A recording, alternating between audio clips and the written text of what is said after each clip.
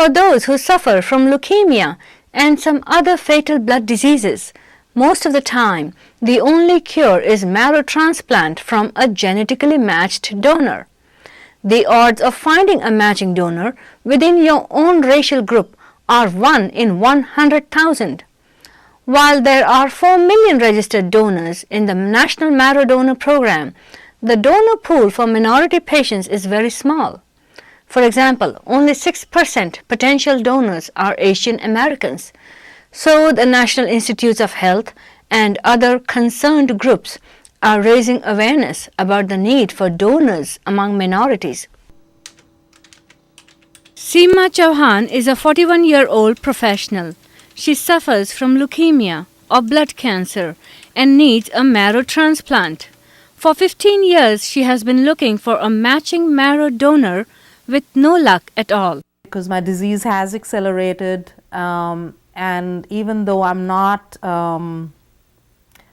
immobile by the disease, but I mean, when I do a blood count every week, I can certainly see the blood picture is not as good as it used to be. Like Seema, many young minority patients are desperately looking for matching marrow, but their chances of finding one may increase only if the donor pool gets bigger. Seema's doctor Craig Kessler says the progress of her disease has been slower, and so far medications have helped. Her disease has now accelerated into a phase in which she needs a bone marrow transplant in order to be cured. The National Institutes of Health and other concerned groups are raising awareness about leukemia and calling on minorities to be potential marrow donors. The first step is a simple blood test to see if the potential donor matches any patient.